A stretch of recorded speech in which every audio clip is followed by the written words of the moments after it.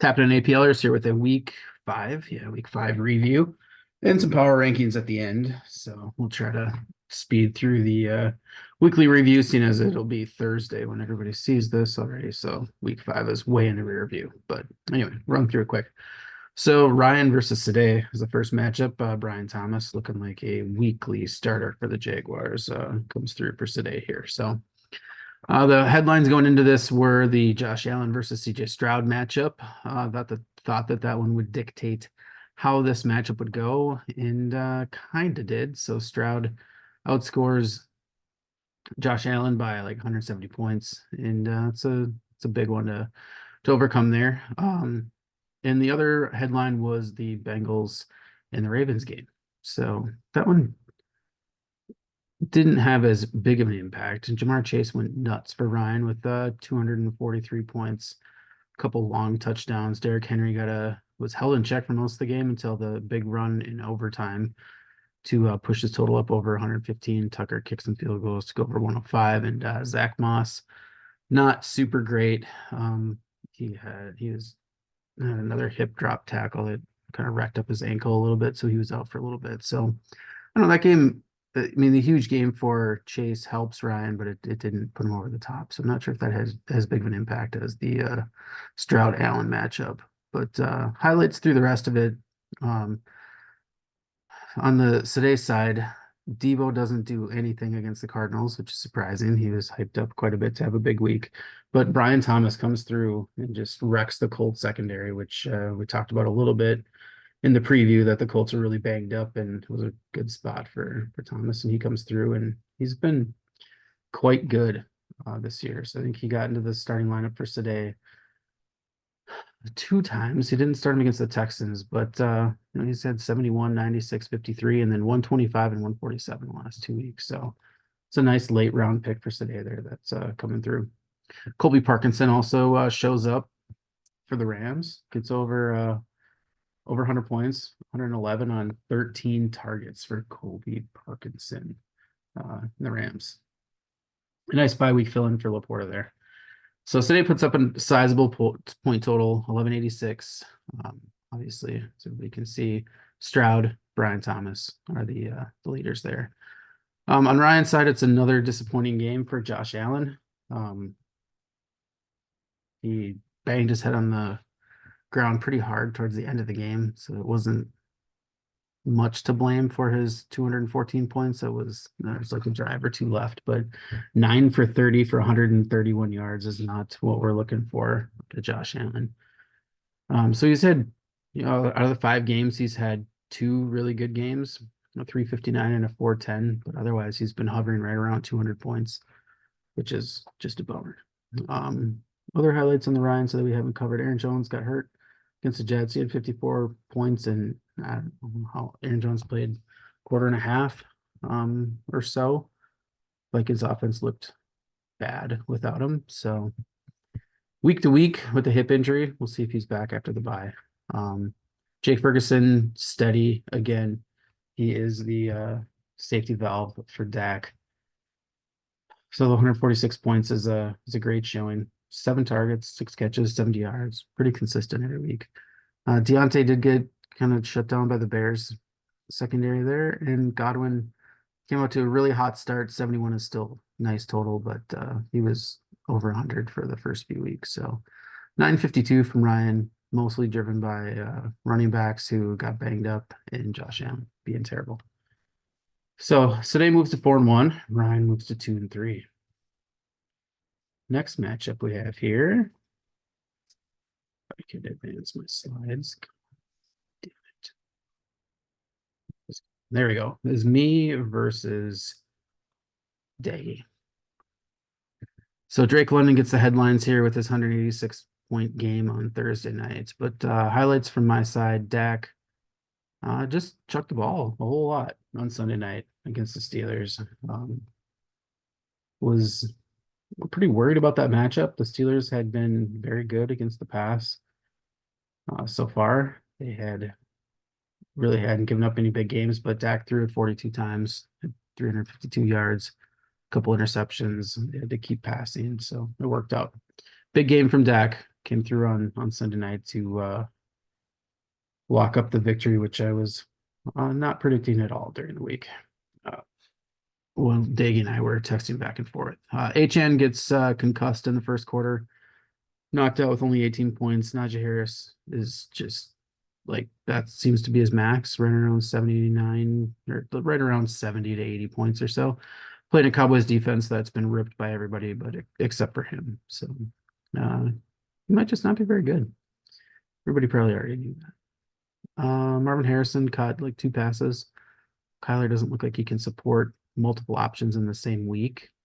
So down week for Marvin Harrison, down week for Dontavian Wicks, who gets like a ton of targets but only catches 2 of them. Looks like he is not aware that his job is to catch the ball, not to drop the ball.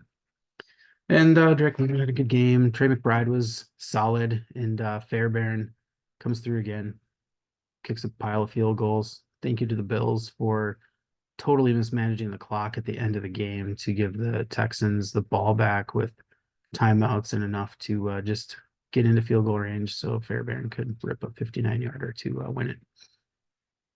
On the Daggy side of the ball, Jaden Daniels, excellent. Once again, I watched that game pretty closely, more than I had watched Jaden Daniels before, and that he just looks smooth. It's fun to watch. Super fast. He just rolls out and runs, and it's like 20 yards down the field before you even know it. Deep ball looked really good. Ripped apart the Browns. 344, and he got pulled at sometime in the fourth quarter. He didn't play the last few drives of the game because they were ahead by so much. Brees against the Vikings was another frustrating game for Brees. The Vikings bottled him up. Braylon Allen looked all right too. He had 29 points, but I shouldn't say looked all right. He got like the whole Jets offense looked awful against the Vikings, and a little concerned for Brees going forward. Ramondre didn't get the start, but was very effective against the Dolphins. The Dolphins can't stop the run, and Ramondre probably put his benching aside, and he's the guy there. Mike Evans on Thursday had 2 touchdowns early and cooled off as the game went on. And then the rest of the Daggy lineup is kind of nondescript. DK Metcalf looked like he was in a good spot against the Giants, but just didn't get going. Had a fumble in there too. And Pickens, the weird stuff that they've been talking about now that they're managing his snaps and trying to get the most out of him. And well, that just seems really weird. So seemed like a really good spot against Cowboys, and 29 points is definitely a disappointment. Dalton Schultz is fine, 72 points, but Daggy's probably hoping for Ingram to get back to look to push that over 100. I think looked at this before, but Schultz is the last 2 weeks, 71 and 72. It's kind of where he's at. Maybe there's some upside here with Nico being out for a while, that there might be some more to Schultz, but get Ingram back in the field, which looks like it should happen this week. So I sneak out with 164-point win. Thought I'd win by 119. So this is one of the 2 matchups that I predicted correctly this week. So Daggy drops to 3 and 2, and I move up to 2 and 3, and we'll move on to the next one. Maybe if I can get this shit to work. There we go. Super team is next. Super team takes on Greg. On the super team looked pretty super this week. Joe Burrow over 500 points at quarterback. It's a good scenario there. And then you couple that with 222 points at tight end, and it's going to be tough to beat. So you can afford a 12-point game from Chris Olave because you had 735 points from your quarterback and your tight end. Throw in a $150 from your kicker, and then Nico gets 100 in like a quarter, and T. Higgins was really good. So that connection with Burrow is working. Running backs were just okay for the super team. Jordan Mason fumbled on his way in for a touchdown. Otherwise, he would have went over 100. And the Seahawks didn't look like they were interested in running the ball. And Ken Walker got a bunch of passes and garbage time to get his total up to 83. But it doesn't matter how the points happen, as long as they happen. That's all that matters. So the super team is a really good week with 14-13. Which sucks for Greg. Greg scores 11-15. I believe that's his high score for the year. And it just sucks that it had to be this week. So yeah, 11-15 is his highest scoring make. 1085 was number 2. So Um, Purdy is fine against the Cardinals. Overall, the 49ers disappointed a little bit. So you're hoping for a little more from Purdy. James Conner's good. Jerome Ford is, I don't know, maybe that's just what he does. Good matchup against Commanders. Only 52 points is a little disappointing. Greg did swap in Ayuk instead of Rashid, or yeah, I think he swapped Rashid Shaheed out for Ayuk, and Ayuk went off. Finally had his breakout game, 155. Glad he's in Greg's lineup for that. Josh Downs was effective with Flacco out there. He caught a ton of passes for 78 points, in JSN just okay at 55. K dot and the 91 on Thursday, and Will Riker just ripping field goals for the Vikings at 158. So 11-15 is a good total. You're going to win most weeks, but unfortunately, wrong matchup for Greg this week. So the super team comes out with almost a 300-point win. Thought they'd win by 193. Would point out for Greg too that he's got Rashid Shaheed, who looks very solid, 110 this week. Other than his 0 that he had in week 3, he's been right around 100 points, a little over, a little under a few weeks, but looking good. So maybe that Ayuk Downs and Shaheed threesome. It's a good deal. All right. Next matchup here is Corey versus Tank. High scoring battle here. Mahomes goes into Monday night and puts up a big number to get the win for Corey. So looking at the Tank side of the ball here, Gino, another big game, over 400 points for Gino. We're a little worried that the Seahawks weren't going to have to pass the ball because they were going to be up so much on the Giants, but it was actually the other way around. They were playing catch up, so Gino has a big game. James Cook continues to do his thing, going over 100 points against the Texans, heavily involved despite the Bills' offense looking pretty trashy. And Kyren is just really good. He's the man. 116 points against the Packers. Maybe one of his lower point totals for the season, but still over 100 points is nothing to complain about. Yeah, he had 77, 76, 178, 128, 116. So good day. CeeDee Lamb, definitely disappointment so far for Tank. He's probably been right around that 70-point mark every week, except for the 2 weeks he had long touchdowns. He went over 100 by far on that, but it's different so far this year with CD than it was last year. We'll see if he started slower last year too, so we'll see if that picks up as we go. Pittman against the Jags, was hoping that was going to be a smash spot with Flacco at quarterback, and it wasn't. It was Alec Pierce who got the deep ball and the majority of the points. And Pittman just had 62, a little bit of a letdown. Jaden Reed with 101, and Kincaid with 70 has just kind of been where he's been at too. Tank has some nice totals on the bench. The Tucker Craft with 220 and Zay Flowers the 127. You probably hope we're in the lineup, but they weren't. On the Corey side, it's Mahomes, Josh Jacobs, and then the pass catching trio here that puts up the big numbers. Darnell Mooney on Thursday night, as we talked in the preview, had a huge night and looks very effective in that offense. DJ Moore finally showed up after not doing shit all year. Now he has a big game against his former team. It's the 150 points, which is 3 times as much as he had last week, and gets 2 touchdowns, a couple deep balls. Maybe he's back. Kittle back doing his thing. He has been excellent so far this year. Missed 1 week, standard Kittle stuff, but over 100 points except for week 1 every week. Kicker, not great there for Corey, but Frankie Lou picks up the kicker with the big 74 points at IDP is pretty nice. So Corey gets the win here. 1197, really solid point total for the week at to Tank's 112. So I thought Tank could win by 130, but Corey pulls out the win with by 85. So Corey moves to 3-2, Tank at 2-3. All right, last matchup is Jake and Solomon. So for the second week in a row, Solomon puts up a really nice point total and gets wrecked by a quarterback going nuts. So because he said in the group text he gets career games from Gino and Lamar in back-to-back weeks to sink him. So that's pretty much the story for Jake. You get 499 out of Lamar, 138 out of Hunt, and then the rest of the guys are above average, but nothing super great to write home about. But when you get 500 out of quarterback, that is what works. Um, there was a point where Solomon had pulled in pretty close on Monday night with Butker ripping field goals and Kelsey having a big night. So I think Solomon was within a few points at a spot where Butker missed a 51-yard field goal. So if he makes that and everything else goes according to how the rest of the game went, Jake would have lost by 1. So that makes it maybe even worse for Solomon. But back to Jake. Kamara held in check against the Chiefs, which is a little bit to be expected. That defense has shut down running backs all year.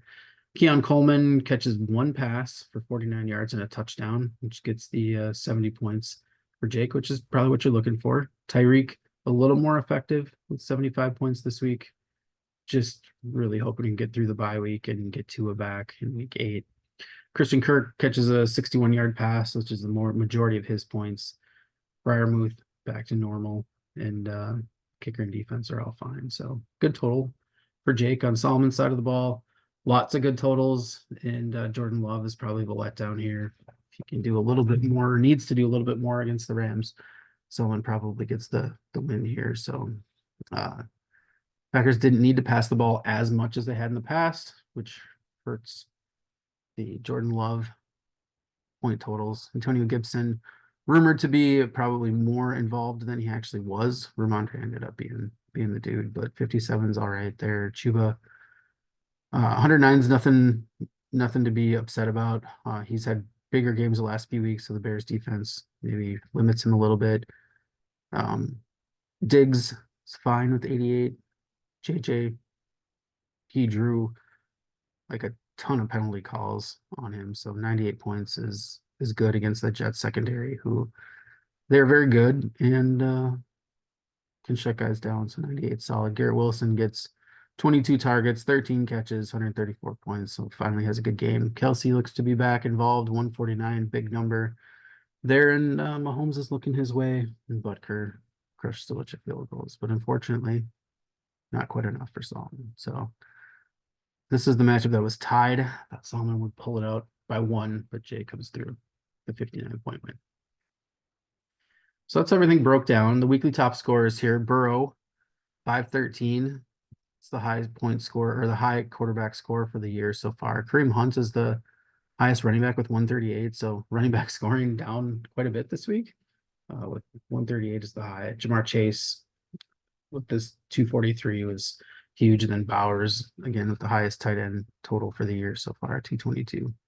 Low scores, Josh Allen, as we talked about before, Achane with 18 at running back was hurt. Olave had 12 at wide receiver. This was the least, and then Freiermuth at 57.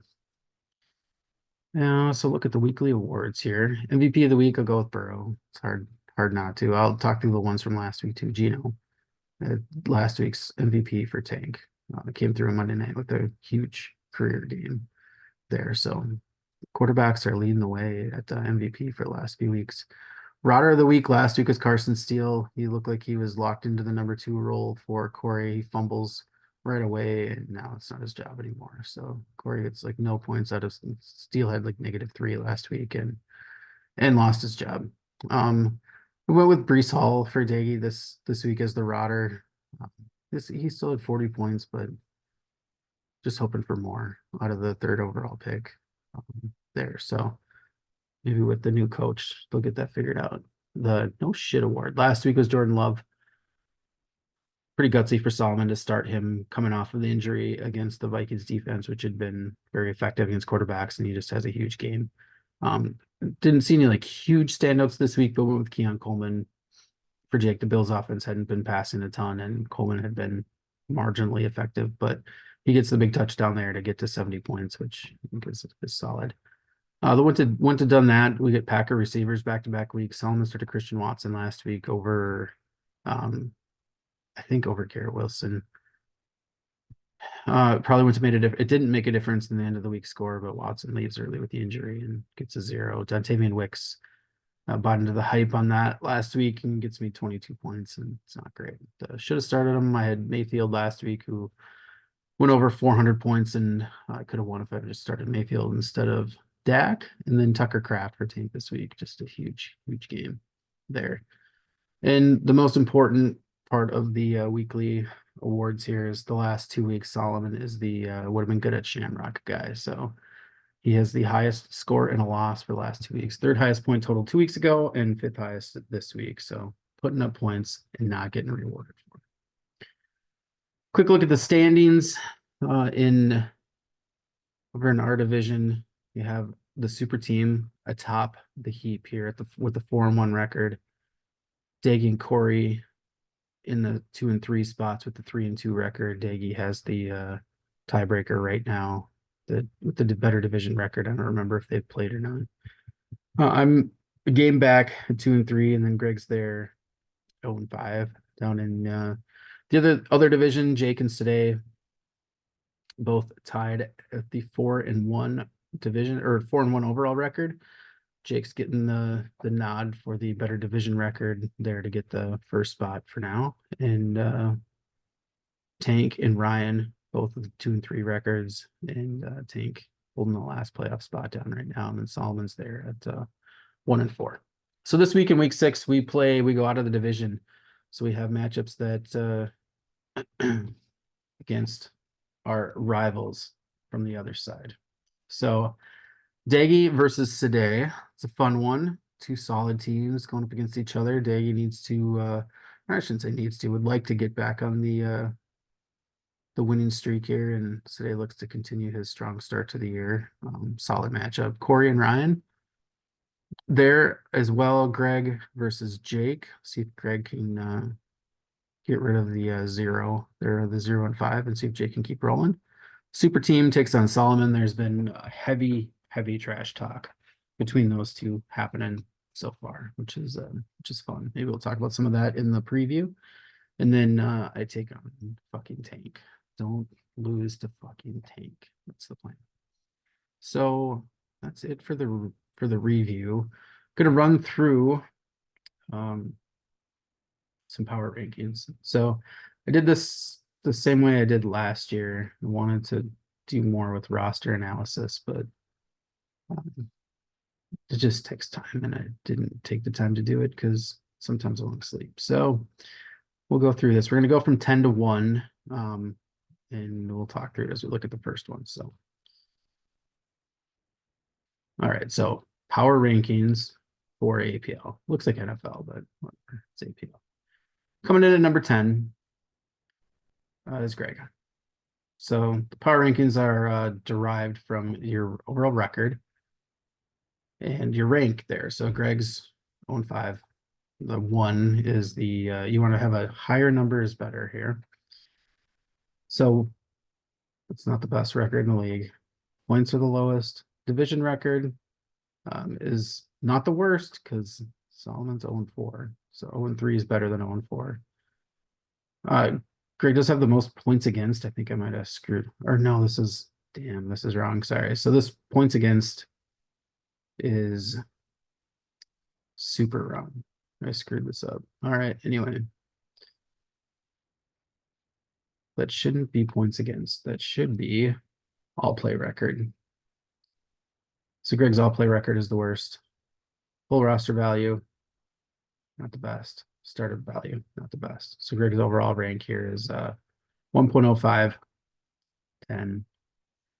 This is how the whole roster shakes out. So quarterbacks are number 3. Again, 10 is the best, 1 is the worst. Here's how I have it all ranked out. So quarterback, running back, decent wide receivers, tight ends, not looking the best. So the summary here, I think, is how do we right the ship? How do we make things better? Quarterback is probably okay. Purdy, reliable, solid. He's been around or over 300 points every week other than week 1. Tough matchup against the Jets. The matchups going forward are decent. So you got to ride Purdy. We need Jonathan Taylor to get healthy at running back.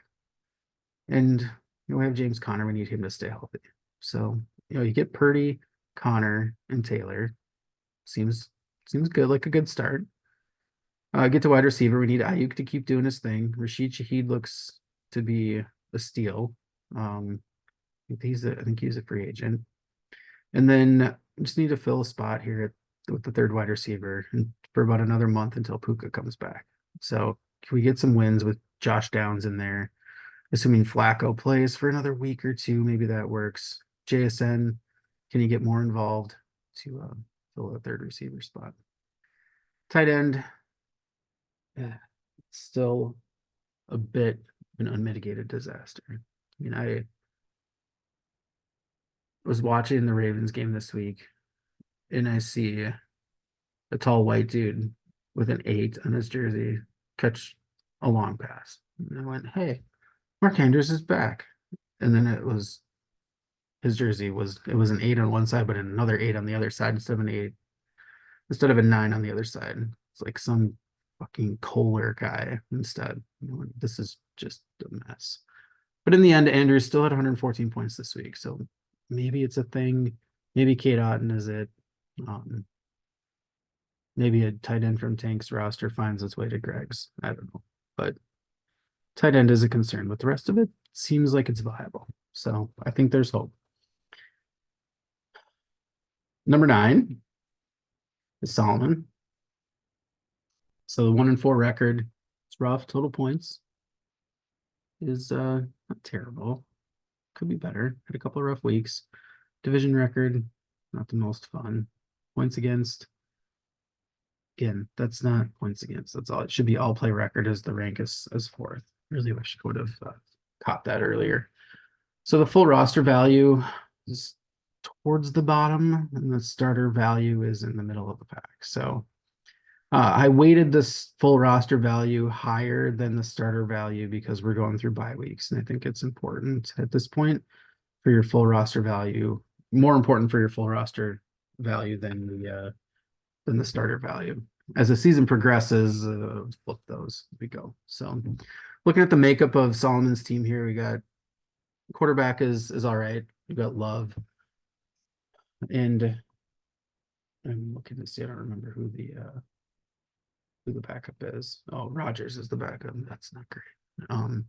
So we need Love to do some stuff. Running back, as we've talked about a million times, running back is a bit of an issue.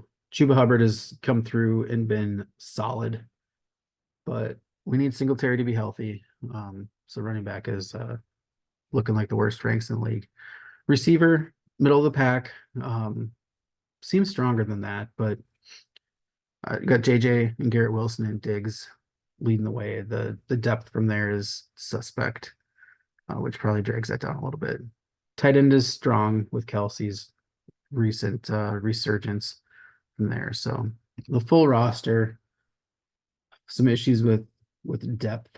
We have a couple kickers this week because they're working through Butker's bye week, but the starters have some power. So how do we break out of a 1-4 current and last place record here? I think it's very similar to talking through Greg's team. So Jordan Love needs to play. That's probably a big part of why there's some losses there while Jordan Love's out. We need the schedule to lighten up a little bit so we can get some wins when you're putting up big point totals, which has been unfortunate the last 2 weeks.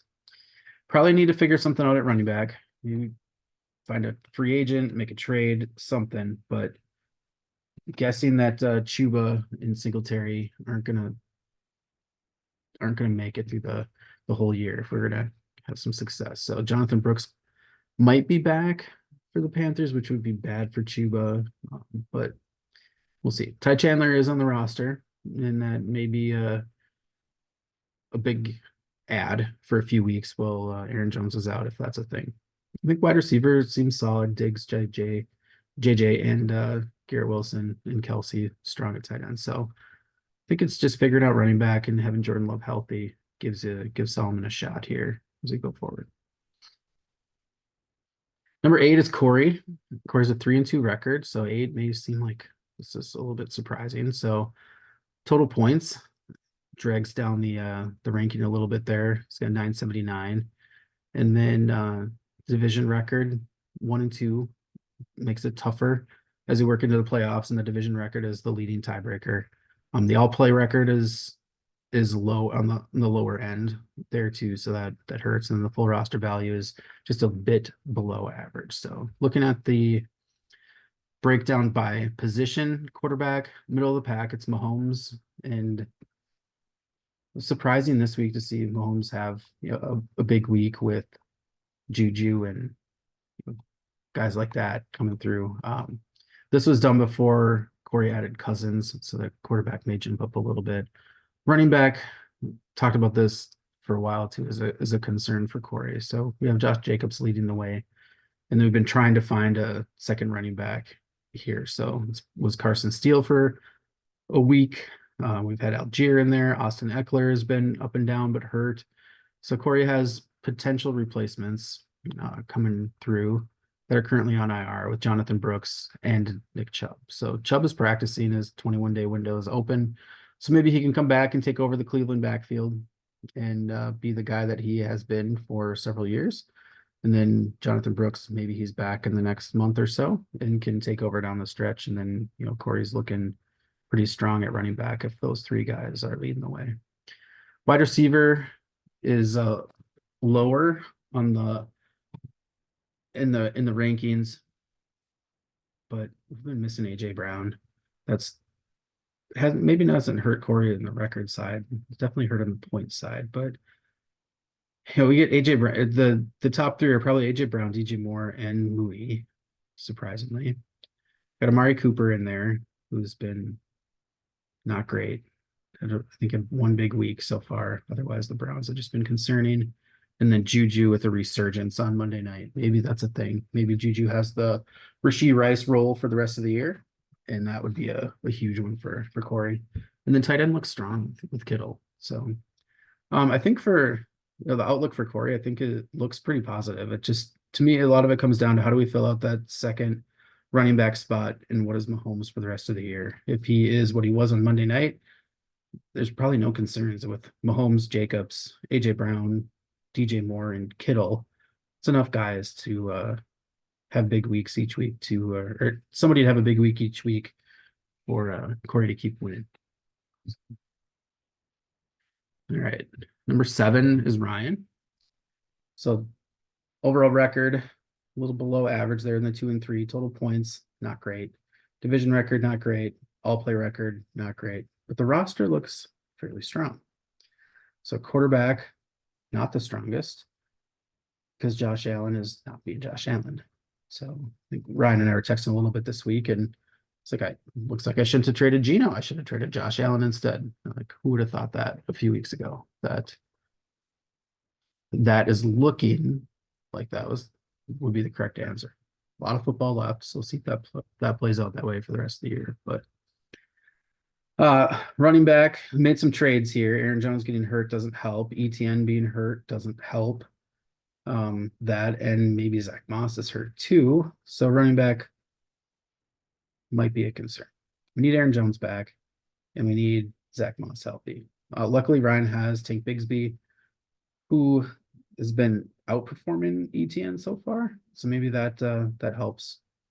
And then wide receiver, Jamar Chase is a huge part of that big number at wide receiver. So wide receivers are looking strong for Ryan with Jamar Chase and Godwin and Deontay Johnson. And then Alec Pierce there as the fourth receiver has been good. He has 441 points. It's more than Deontay Johnson, almost as many as Godwin. It's just a little bit hard to trust him because he's up and down. We have 148, 81, 45, 10, 154, 157. So when do you start him, when you not? But still solid. And then tight end is looking good for Ryan too. Jake Ferguson has been excellent, and Ertz is the backup there. So going forward, how do we win with Ryan? We need Josh Allen to not be fucking terrible. That would be number one.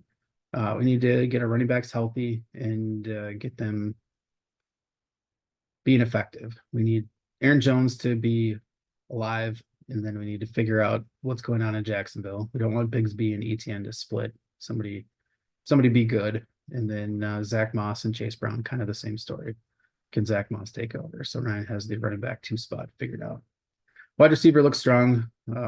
Chase, Godwin, Deontay, and should be able to get through bye weeks with Pierce and Lazard as it is. And then Jake Ferguson looking really good at tight end. So I think it really comes down to Josh Allen and the running backs right now for consistency going forward.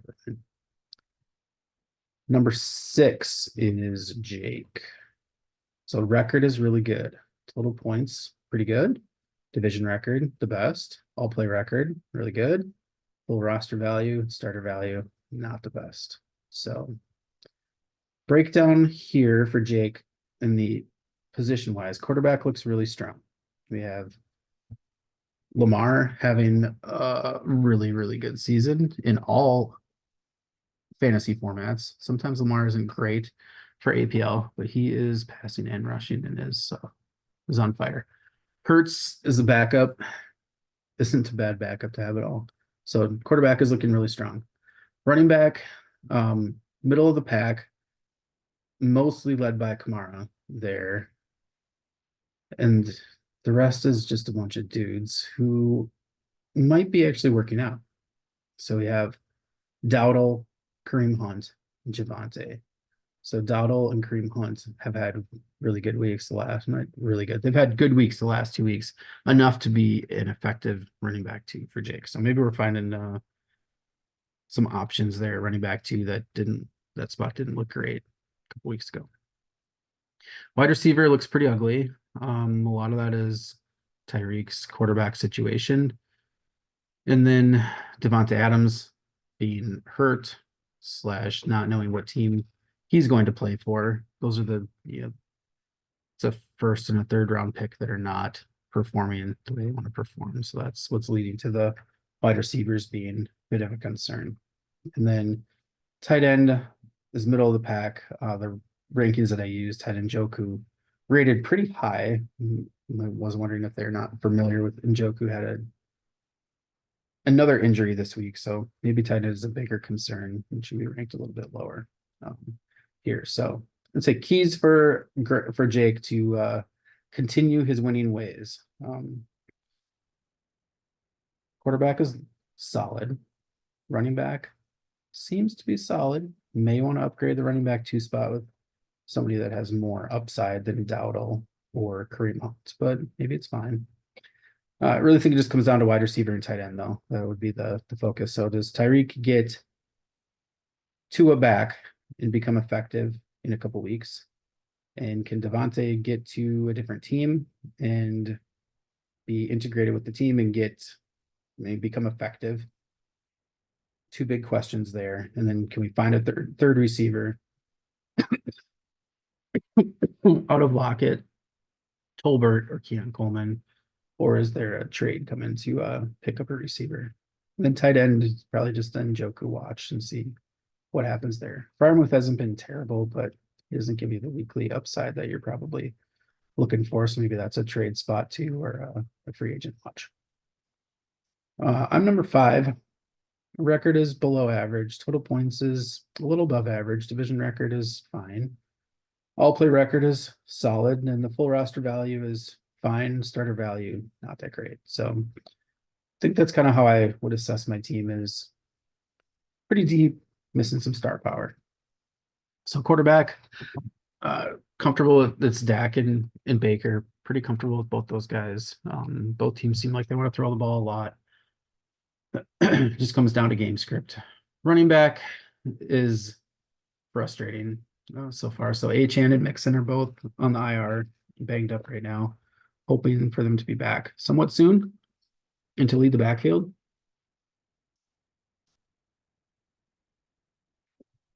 But until then, got to get through with some mix of J.K. Dobbins, Najee Harris, and Tony Pollard. Wide receiver is a bunch of guys that are kind of the same as the running back spot. So London maybe is a little bit of a breakout. Marvin Harrison Jr. has some really good weeks and then has not some good weeks. So Cardinals pass offense isn't robust enough to seem to support both guys in the same week. They kind of alternate weeks where they can be effective. So we'll see there. Jameson Williams scoring a lot of points. He's had 3 great weeks, 1 awful week. It just depends on what the Lions are going to do that week, how many targets he might get. Just risky to start him. Tank Dell has been disappointing so far, but we'll see what happens with Nico out, if that'll increase his target volume. And then Wicks is the fifth receiver for now, and we'll see what happens in Green Bay with targets and who's healthy. Tight end looks really strong. Trey McBride has been good. And Dallas Goedert has been better. Goddard has the big 350-point game, which is inflating his point total with Devonta and AJ Brown back. I'd expect that Goddard reverts back to what he was doing when those guys were both healthy, but tight end is looking all right. So for me going forward, I think it's trying to get my running backs healthy, and I need my receivers to emerge and figure out who might be steady on a weekly basis. There. All right, number 4 is Tank. Record a little below average of 2 and 3. Total points is strong. Division record is strong. All play record is a little above average. Full roster value kind of right in the middle of the pack, and starter value is really strong there. So Gino is I think he's the number 1 quarterback. So Gino is providing strong value there for Tank as a starter. The second guy, when if Tua comes back, we got Gino and Tua, which looks pretty strong. Otherwise, we're deciding between Darnold and Matt Stafford there. Running back looks really good. Have a bunch of guys to pick from between Cook and Kyron are leading the way. Rashad White is a solid third, and then a couple second running back guys with Tajay Spears and Charbonnet. But Kyron and James Cook make up the bulk of that big number there at running back for Tank. Wide receiver also looking solid. So CD is the headliner. Jaden Reed is a close second as a headliner, and this was put together before Pittman was hurt, so he was looking stronger too. A little more concerned there now with him being injured, but receiver looking fine for Tank. Tight end is interesting. So tight end's a lot lower than you'd think, but it's Kincaid, Tucker Kraft, and Hawkinson. So it feels like there's a lot of upside for Tank here that may not be reflected in the numbers. So starting lineup ranked quite highly for Tank. A lot of that's led by Gino and Kyron and CeeDee Lamb at the side. So I think keys for Tank going forward is Gino needs to keep doing what he's doing. Is this real? Is the Seahawks defense susceptible? And the offense looks like this is just what it's going to do. And they passed in week 1 against the Broncos. Tough matchup. They passed 25 times. Otherwise, they've passed 44, 34, 56, and 40 times. So it seems like that's the plan. That we're just going to run a lot. Or sorry, we're just going to pass a lot. And what I was going to say is Gino's actually running too to get some points going. Sorry. So Gino needs to keep being Gino. Kyron, stay healthy. It's a big workload. He's just a little guy. So can he stay healthy going forward? James Cook, if the Bills' offense is going to be bad, can he stay good? But we have the backup with Rashad White there. Need CD to get better. Need Jaden Reed to keep doing what he's doing. And then tight end seems to be an embarrassment of riches here in a few weeks when Hawkinson's back, and we have Hawkinson and Tucker Kraft and Dalton Kincaid. We're going to have to figure out some stuff to do. So I think it looks pretty strong for Tank. I think to me, the keys are, said it before already, but Gino and then CeeDee Lamb ascending would be big for Tank. Number 3 in the rankings here is Daggy, and record is good. Total points, middle of the road. Division record is good. All play record, middle of the road. The roster construction looks really good. Quarterback is that was weak spot, be the right term, but quarterback is lower than the rest. Kyler has not been what we may have thought he would be, but Jaden Daniels has been a great late round pick here for Daggy. He's been over 300 points every week, but one. Looks just like a win there and comfortable start every week. Running back is strong. With Saquon, he is the number one player overall. So you get Saquon and Brees and Ramondre. It's a really strong three there to bring that number up really well or really high. And receiver looks really good too. So you have Amonra and DK and Mike Evans all performing pretty well. So that's a strong wide receiver number. And then tight end is a little bit of a concern because Evan Ingram has just been hurt. So the number is lower. But full roster construction, very strong. Starters, very strong too. Led by Saquon, Brees, Amonra, DK, and a little bit of Mike Evans. So I think for Daggy, it's getting Evan Ingram back and seeing if he is what he was last year, a tight end. Otherwise, it might be we need to make a move for a tight end.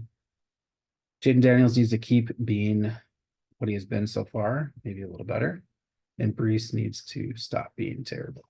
So otherwise, everything looks really solid. I mean, Brees had 108, 141, 107, and then 20 and 40. So we need Brees to go back to what he was doing before. So maybe the shakeup at head coach sends a message to the team and they figure it out and things improve. But other than that, I think looking pretty comfortable there. So number 2 is Sade. Record, good. Total points, number 1. Division record, fine. All play record, best. Full roster value, second best. Starter value, second best. Quarterback, strong for Sade. Got Stroud is the majority of that number, and he's been great of late. And I think some frustration from Sade early in the season when he started out 311, 302, 247, but 429, 386 the last 2 weeks should calm those fears. Running back, looking really good. Derrick Henry makes up or leads the way with the majority of, I shouldn't say the majority, a big number to get to that 12, 816 for Sade at running back. So it's Henry, Bijan, Brian Robinson, DeAndre Swift. So there's 4 guys who are putting up really good totals, and then Chase Brown there at 5th. So running back looks really strong for Sade. Wide receiver, also very strong, led by Malik Neighbors. Who needs to come back from his concussion, but it's been a monster so far when healthy. Debo, Brian Thomas, McLaurin, deep at wide receiver, and guys that are performing really well. Tight end is the weak spot, not expected to be, but looks to be so far. Samuel Porta is not the guy that he was last year. So far, he's been the forgotten man in the offense, and maybe that's a thing going forward. Maybe it's not. So I think really that's the only concern that I would have from the Sade roster build standpoint is running back looks to be figured out. Maybe Bijan is a little worse than you'd hope for, but it's through 5 weeks. I think he'll be fine. Quarterback looks fine. Wide receiver, maybe if you're trying to take a run at the title, it's looking for more star power there. But really, if you get Neighbors and Cooper Kupp back, picking between Neighbors, Kupp, Brian Thomas, Debo, and McLaurin every week, it's probably the best wide receiver group in the league if all 5 of those guys are healthy. And then the trade spot is maybe a tight end, looking to upgrade Laporta, which seems weird, but that might be the only weakness. Number 1 of the power rankings is the super team. Record tied for the best. Total points, second best. Second place is the first loser. Don't forget that, Rams. Division record is fine. Points against, this is actually the all play record is second to Sade, and then the roster build is number 1 by far here. So quarterback really strong with Burrow coming on of late. Goff is fine as the number 2 running back, led by Gibbs, Ken Walker, and McCaffrey. Pretty strong 3 to start there. Be interesting is Ross has said he's hoping that McCaffrey doesn't come back because then McCaffrey and Jordan Mason are just going to split work. Just wonder if that's really true. But McCaffrey return seems like it could be a good thing. There's also David Montgomery there as the number 4. So running back looks really strong. Wide receiver, this was done before Nico was hurt, so that number may come down with Nico out, but a 5 of Nico, T. Higgins, Olave, Devonta, and Jalen Waddle seems okay. Rates as the best in the league. With Nico out, I think the only question is there upside on those other 4 guys, or are they just kind of like, are they just mid? Brock Bowers at tight end looks like a great value pick. He's the best number 1 tight end so far. And Pitts, just he's Pitts. 2 good weeks, 3 not good weeks, but probably not worth the third round pick, but he'll be fine as the backup in the roster. So overall, the roster is very deep. With all the injuries this year, maybe the depth is can make a difference. Looks like it's working so far. So going forward, plan for Ross, I think, is, do you try to cash in any of this depth for upgrades in upside players? So can you convert a couple of those wide receivers into a wide receiver that's elite? Do you need to? Do you care to? Do you think that would really matter? I think that's the only question. Can you avoid injuries, and then do you have enough upside to have spike weeks if some of your guys have down weeks? That's it. So last spot here is just looking at the overall rankings. This is everybody all in one spot. So what I thought was kind of interesting is the super teamings today extremely close at the top, and then there's a big gap down to Daggy at 3. So these teams look to be far and away the best, and then there's a grouping here. I don't know. I mean, Daggy, Tank, me, Jake, probably a group together that's pretty close. Ryan, Corey, maybe Solomon, a group there, and then hopefully Greg can get his fortunes to reverse to climb into playoff contention there. But that's everything looks. So hopefully this is somewhat entertaining and interesting to see all this stuff. And that's all I got. Hope you guys all stay healthy, and we'll talk to you later.